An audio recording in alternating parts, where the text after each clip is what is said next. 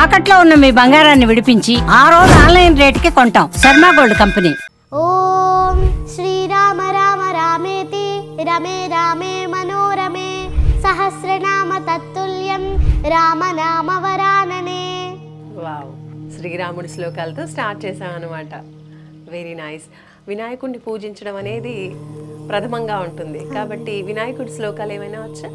ఓం సర్వ విఘ్న వినాశాయ సర్వ కళ్యాణ హేతదే పార్వతీ ప్రియ పుత్రాయ గణేశాయ నమో నమః.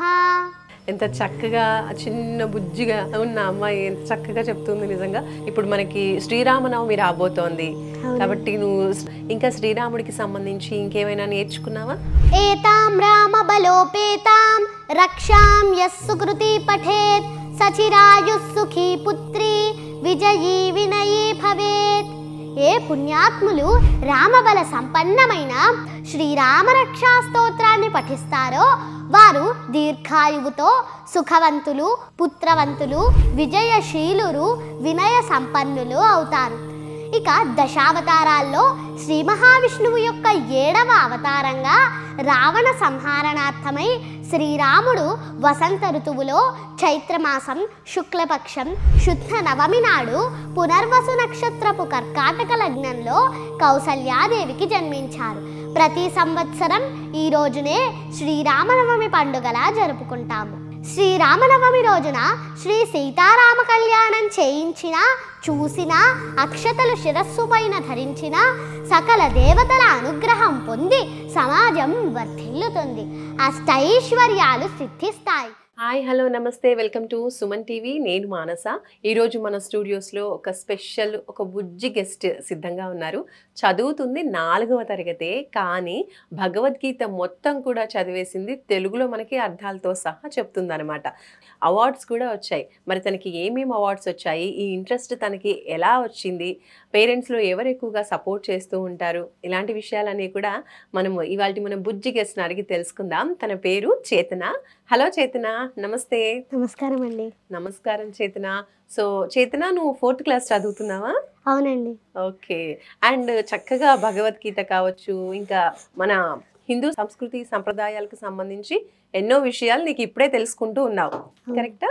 సో మరి ఇవన్నీ కూడా భగవద్గీత కావచ్చు, ఇంకా ఇవన్నీ శ్లోకాలు, నువ్వు దేవుడికి సంబంధించినటువంటి పద్యాలు, ఇవన్నీ నీకు ఎవరు నేర్పిస్తూ ఉంటారు? మా అమ్మ నాన్నగారు నేర్పిస్తూ ఉంటారు. ఓకే. మరి భగవద్గీత మొత్తం కూడా తెలుగు అర్థాలతో సహా చెప్తావంట కదా? అవునండి. అది ఎవరు నేర్పించారు? చిన్నప్పుడు మా అమ్మ నాన్నగారు పూజ చేసుకున్నప్పుడు చిన్న చిన్న శ్లోకాలు చెప్తూ ఉండేవారండి. అవి విని నేను నేర్పించకుండానే నేనే రిపీటెడ్గా చెప్పేసేదాన్ని. అది చూసి కొంచెం పెద్ద శ్లోకాలు నేర్పించారు. అవి కూడా ఈజీగా నేర్చేసుకునేదాన్ని. అది చూసి భగవద్గీత శ్లోకాలు కాకుండా అర్థాలతో పాటు నేర్పిస్తే బాగుంటుందని అమ్మ నాన్నగారు భగవద్గీత శ్లోకాలు తెలుగు అర్థాలతో నేర్పించారండి. అవి కూడా ఈజీగా నేర్చుకోవడం వల్ల ప్రోగ్రామ్స్ చేయిస్తున్నారండి. ఓకే. మీ అమ్మగారు ఇంట్లో చదువుతూ ఉంటే విని ఇటే మళ్ళీ చెప్పేసేదాన్ని అని చెప్తున్నావు కదా రిపీటెడ్గా. నీకు అట్లా చిన్న చిన్నగా నేర్చుకున్న, స్టార్టింగ్లో నేర్చుకున్నటువంటి పద్యాలు ఏమైనా గుర్తున్నాయా?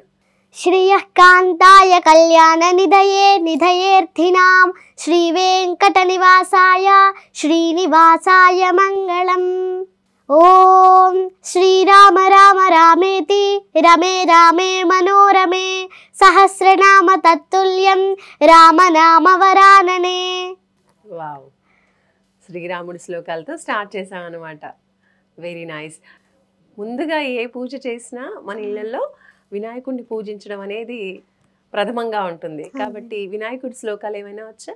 ఓం సర్వ విఘ్న వినాశాయ సర్వ కళ్యాణ హేతదే పార్వతీ ప్రియ పుత్రాయ గణేశాయ నమో నమః.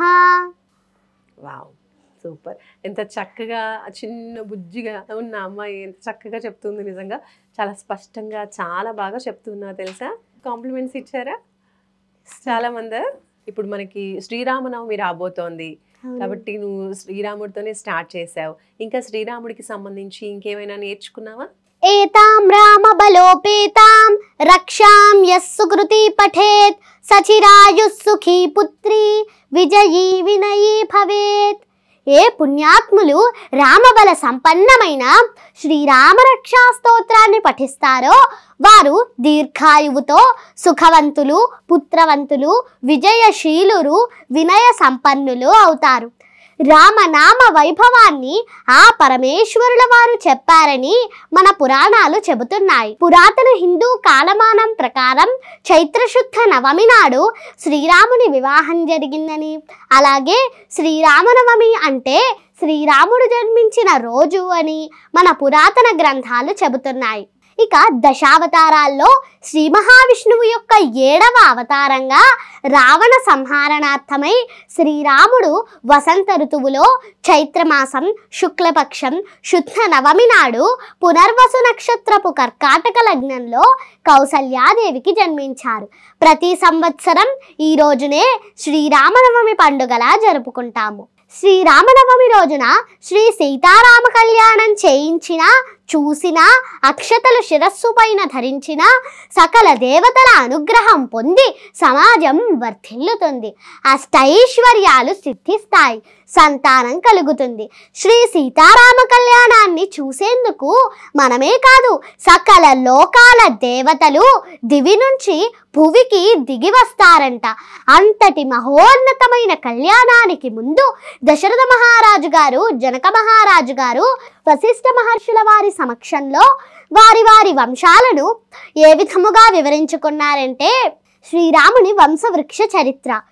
బ్రహ్మకుమారుడు మరీచి, మరీచిని కుమారుడు కాశ్యపుడు, కశ్యపుని కుమారుడు సూర్యుడు, సూర్యుని కుమారుడు మనువు, మనువు కుమారుడు ఇక్ష్వాకువు, ఇక్ష్వాకు కుమారుడు కుక్షి, కుక్షి కుమారుడు వికుక్షి, వికుక్షి కుమారుడు బాణుడు, బాణుని కుమారుడు అనరణ్యుడు, అనరణ్యుని కుమారుడు పృథువు, పృథువు కుమారుడు త్రిశంకువు, త్రిశంకు కుమారుడు దుంధుమారుడు, దుంధుమారుని కుమారుడు యువనాశ్వుడు, యువనాశ్వుని కుమారుడు మాంధాత, మాంధాత కుమారుడు సుసంధి, సుసంధి కుమారుడు ధ్రువసంధి, ధ్రువసంధి సోదరుడు ప్రసేనజిత్తు, ధ్రువసంధి కుమారుడు భరతుడు, భరతుని కుమారుడు అసితుడు, అసితుని కుమారుడు సగరుడు, సగరుని కుమారుడు అసమంజసుడు, అసమంజసుని కుమారుడు అంశుమంతుడు, అంశుమంతుని కుమారుడు దిలీపుడు, దిలీపుని కుమారుడు భగీరథుడు, భగీరథుని కుమారుడు కాకుత్సుడు, కాకుత్సుని కుమారుడు రఘుమహారాజు, రఘుమహారాజు గారి కుమారుడు ప్రవృద్ధుడు, ప్రవృద్ధుని కుమారుడు శంకనుడు,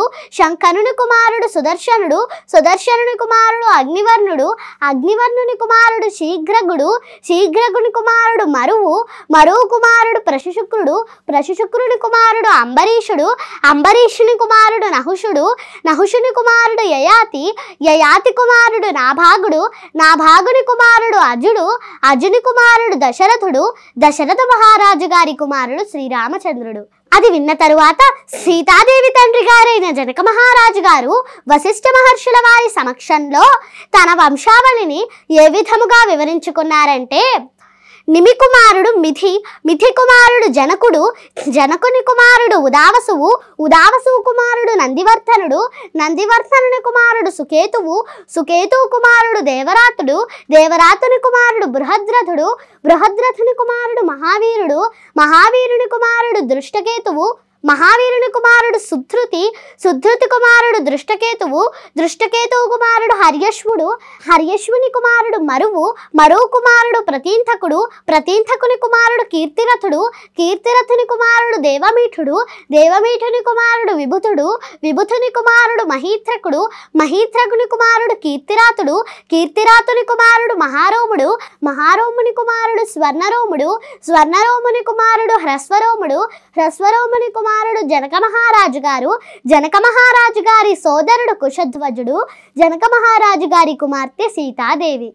వావ్, సూపర్. అసలు గుక్క తిప్పుకోకుండా అలా కంటిన్యూగా శ్రీరాముల వారి యొక్క వంశవృక్షం గురించి, అలాగే సీతమ్మ వారి యొక్క వంశవృక్షం గురించి కూడా క్లియర్గా చెప్పేసింది. నిజంగా ఇన్ని నేమ్స్, అసలు వంశాలు వాళ్ళ టోటల్ పూర్వీకుల నుంచి టోటల్గా తన వంశం వరకు కూడా క్లియర్గా చెప్పారు. అన్ని పేర్లు కూడా గుర్తుంచుకున్నావు. నిజంగా చాలా తెలివి ఉంది నీకు కదా. ఇంకా నీతో పాటు ఎవరు ఉంటారు? అక్క, చెల్లి ఎవరైనా ఉన్నారా? తమ్ముడు ఉన్నారండి. తమ్ముడు ఆర్య శ్రీహాన్ బిల్వాన్. ఓకే. తమ్ముడు కూడా చెప్తూ ఉంటాడా ఇలా అన్ని? తమ్ముడు శ్లోకాలు నేర్పిస్తావా తమ్ముడికి? నేర్పిస్తాను. ఓకే. ఏ దేవుడి శ్లోకాలు ఎక్కువగా నీకు ఇష్టంగా చెప్తూ ఉంటావు, చదువుతూ ఉంటావు? భగవద్గీత శ్లోకాలు ఇష్టమండి. ఓకే, భగవద్గీతలో అన్నీ కూడా నేర్చేసుకున్నావు. అవునండి. ఓకే, సో ఇందాక ఒకటి చెప్పావు, మళ్ళీ ఒకసారి భగవద్గీతలో ఇంకేదైనా శ్లోకం చెప్తావా? శ్రీ భగవానువాచ సన్యాసః కర్మయోగశ్చ నిశ్రేయసకరావుభౌ తయోస్తు కర్మ సన్యాసాత్ కర్మయోగో విశిష్యతే. కర్మ పరిత్యాగము మరియు భక్తితో కూడిన కర్మము రెండును ముక్తికి శ్రేయో. బ్రహ్మణ్యాధాయ కర్మాణి సంగం త్యక్త్వా కరోతి యః లిప్యతేన సపాపేన పద్మపత్రమివాంభసా. కర్మ ఫలములనన్నింటినీ భగవానునకు అర్పించి ఆ శక్తి లేకుండా తన ధర్మములను నిర్వహించువాడు నీటిచే అంటబడని తామరాకు వలె పాప కర్మ ఫలితములచే ప్రభావితుడు కాడు. జ్ఞానీ నతు తదజ్ఞానం ఏషాం నాశితమాత్మనః తేషామాదిత్యవజ్ఞానం ప్రకాశయతి తత్పరం. మానవుడు అజ్ఞానమును నశింపజేయు జ్ఞానముచే ప్రకాశవంతుడైనప్పుడు పగటిపూట సూర్యుడు సర్వమును ప్రకాశింపజేయునట్లు అతడి జ్ఞానము సర్వమును వ్యక్తపరచును.